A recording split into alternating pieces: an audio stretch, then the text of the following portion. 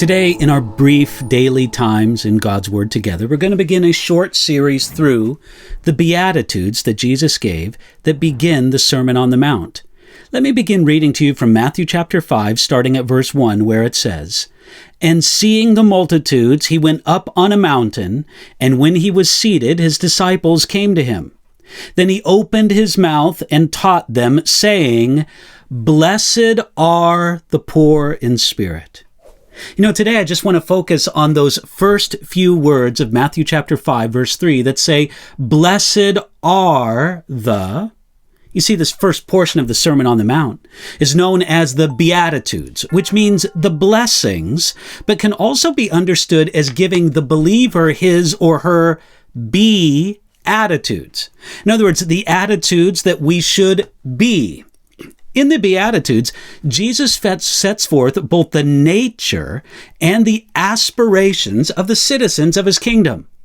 The citizens of Jesus' kingdom are to have these attributes, and they are to be learning these descriptions of character.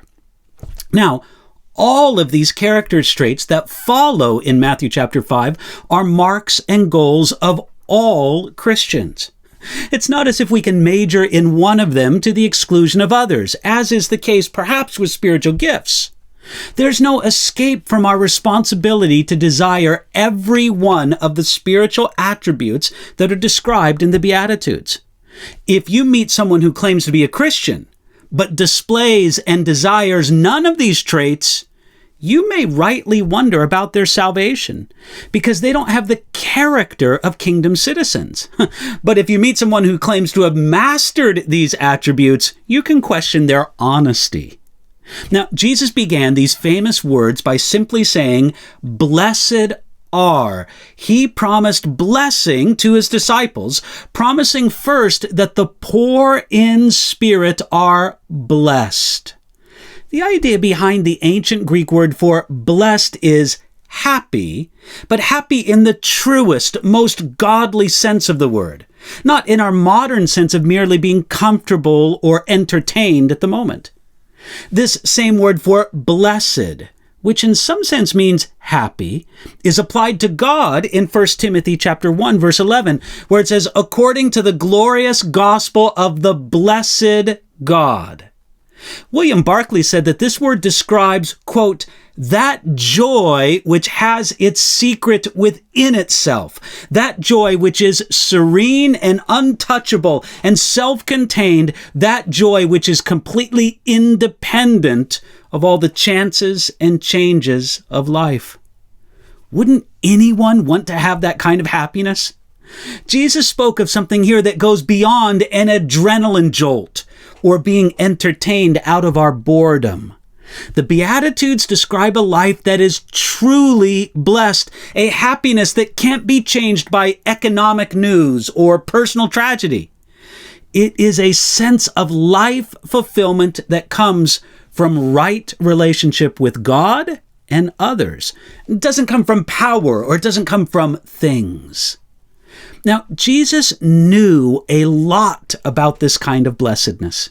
In Matthew chapter 25, verse 34, Jesus said that on the day of judgment, he would say to his people, "Come, you blessed of my Father, inherit the kingdom prepared for you from the foundation of the world."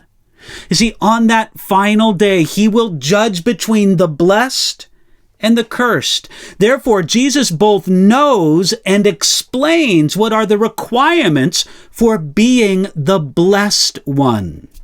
We can also say that no one was ever blessed more than Jesus was.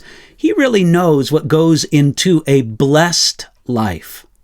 Now, notice also, just in these first few words of Matthew chapter 5, verse 3, that Jesus said, "Blessed are," and not "blessed will be." Jesus described a deep happiness that can be enjoyed now as well as later. We can be sure that it is for later, but it is also for now. Have you ever noticed the last words of the Old Testament? The last idea of the Old Testament is that of a curse. It's right there in Malachi chapter 4, verse 6. "Lest I come and strike the earth with a curse." It's wonderful to also notice that the first word of this opening sermon of the ministry of Jesus is blessed. Sin has cursed the earth. It has cursed the people and the ecology. It's cursed the politics and the economy. It's even cursed the thoughts and the dreams. All of these things upon the earth are touched by the curse. Yet if we will listen, Jesus shows us a better way, a blessed way.